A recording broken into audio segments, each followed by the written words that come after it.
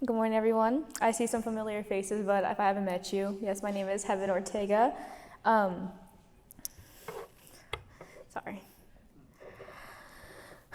So, a little bit about me. I just turned 18 at the beginning of the school year. I am a senior at Wheeling Union High School, and I'm also the student board member. I am a current foster youth, former homeless youth, and I've been in foster care for 8 years now. But what's more important to me is that I'm a first-generational student. I have a sister who graduated a few years ago, but she took a gap year, so I will be the first person in my family to ever attend college. Thank you.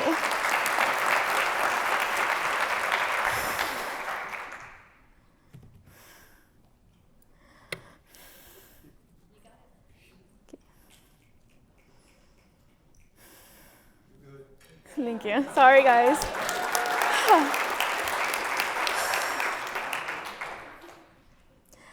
So my dream has always been to attend college and graduate high school. Gosh, it's embarrassing. I'm crying already.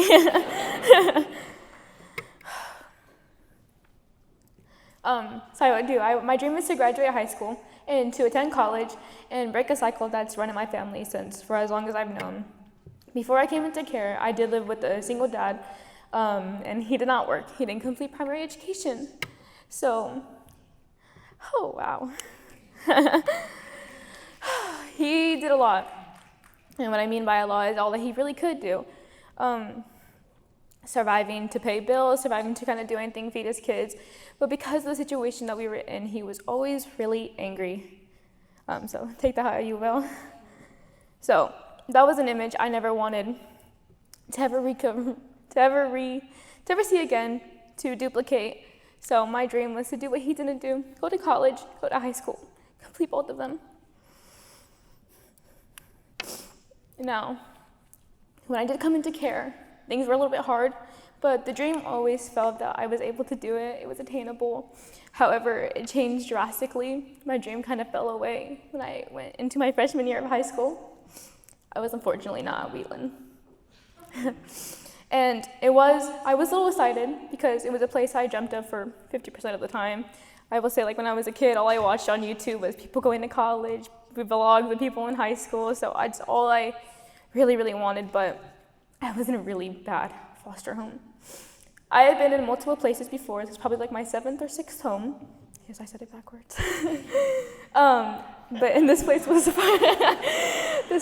far by the worst. They had 4 foster youth, 3 biological babies, and when I say babies, yes, I mean diaper babies, and a whole ton of animals: dogs, chickens, cats, the whole shebang. And you would think, oh wow, they have all these kids, all these animals, they must have enough to support them all. I had thought the same thing, but I was unfortunately wrong. And because of that, we barely had any food. So they were starving, my sister and I, and the other 2 foster youth with us, so that their children and they can eat. Had us clean constantly, meaning I was missing school so that their house would be clean.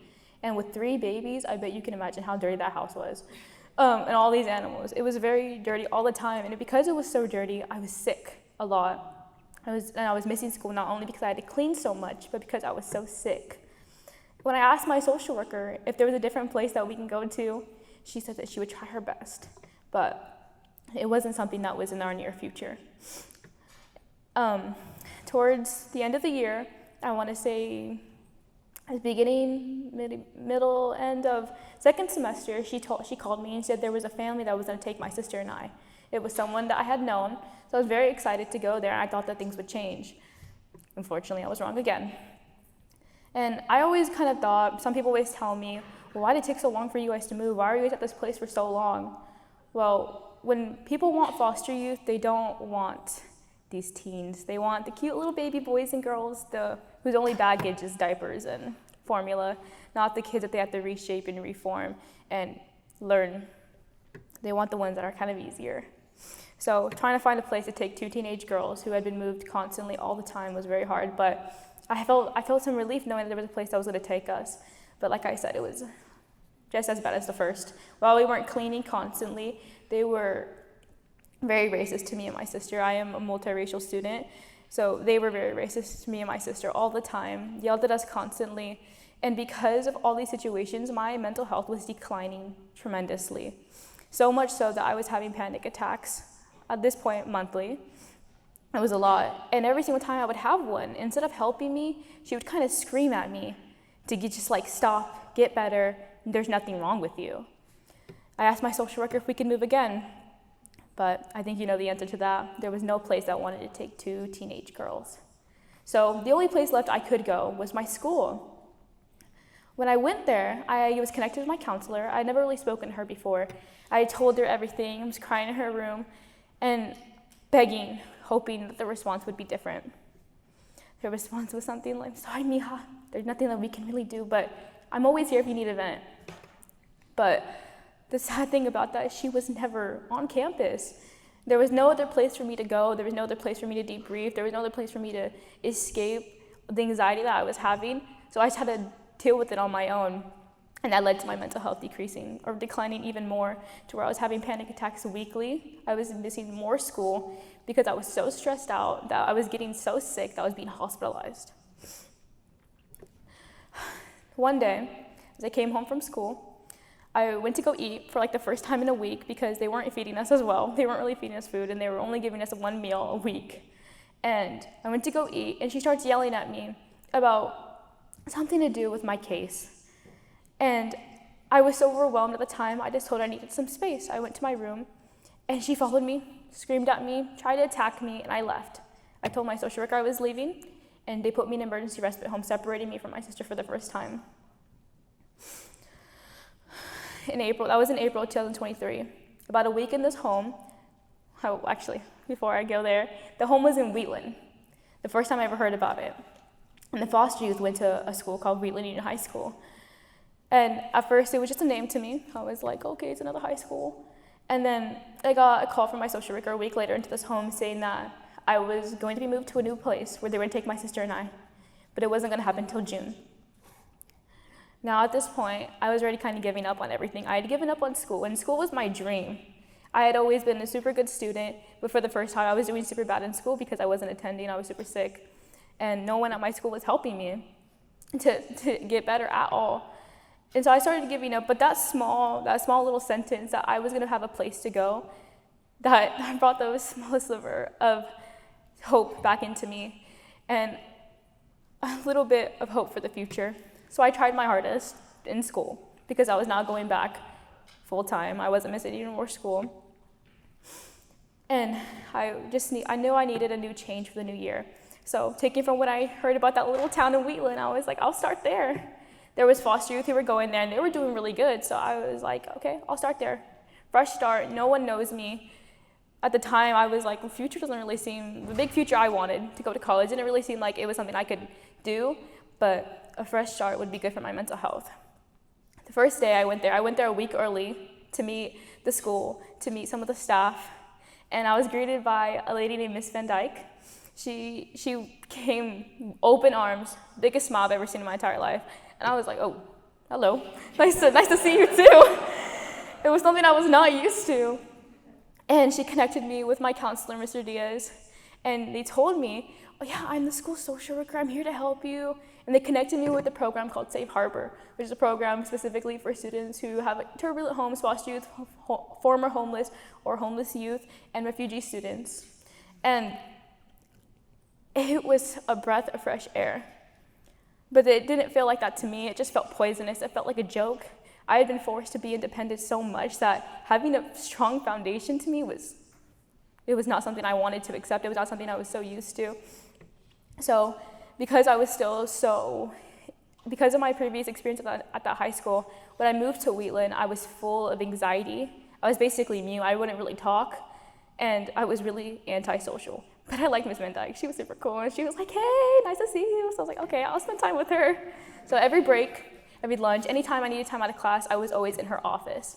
Did I really talk to her? Not really, but even if I didn't speak to her, she always told me, we care about you. How can I support you?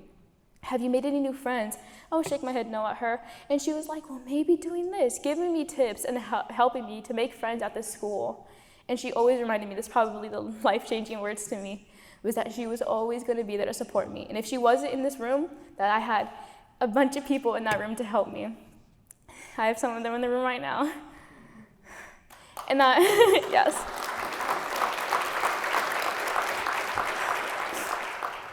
And if they weren't there, then I had the Zen Den to go to.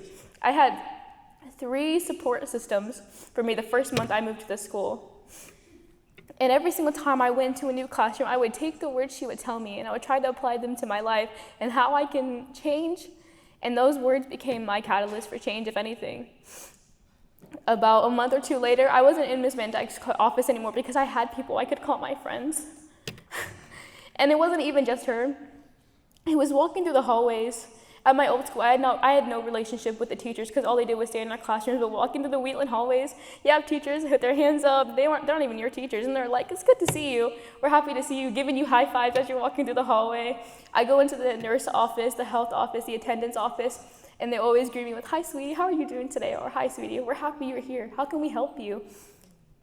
And those little moments for someone who's felt rejection her entire life, I've been in foster care for 8 years, those little moments built a family for me. And I had a family at Wheatland, and I live with a great mom now who has also helped and support me. But if I didn't, I think with the help of Wheatland, I could have gotten to exactly where I am today. So, many people assume that these kids, the ones that you see not trying, the so-called delinquents, the ones who don't show up to school, they just do it to do it because they don't care. But that's not it. It's mostly just because the people who were supposed to teach them, the people who were supposed to guide them, they were the ones who did not care. And it's all that they're used to. Then they come to school, like the school I went to, where they don't have support and they're just greeted with the exact same attitude. That's just saying nothing for the kids except exactly what's being said at home. That there's absolutely nothing to do, but we can help you. And that unless you have this crazy mindset that you're going to get out of here and you have all the willpower to do it, that you're not going to get there. And I'll say it because I was once this person that students like me, like scared cats and puppies and dogs. If you try to force something really big on us, give us a bunch of things, we're gonna reject it. And we're probably gonna say, "Get away from me, I don't need your help." But it's the little things, the little moments, the little times of reassurance that make the bigger change. They cause a bigger outcome. I would say I'm standing here before you because of all the little things that people did for me. I'm just gonna call out a few people. My superintendent, Dr. Newman, right here. My board members over there. Miss Ibarra right here, and Miss Willie. At the time, my principal, Miss Edwards, who I see every day, and she's always ready with a smile. Miss K, whenever I walk into the FRC, whenever I'm having a bad day, always there like a sunshine, ready to brighten my day. Mr. Dorn, who see me breaking down crying, is giving me tips to have a better day. Miss Morales, who always there to help me, give me tips on how to have a better day. And someone who probably doesn't know they impact my life so much, my econ teacher, Mr. Ortega, who always makes me smile. And Miss Holly, at the time when I didn't have a good mother figure, who was always there to braid my hair and give me tips. Those are the little things that help a student get to where I am at right now. I just want to say thank you for everyone here, because I'm sure you guys are all ready to make that change.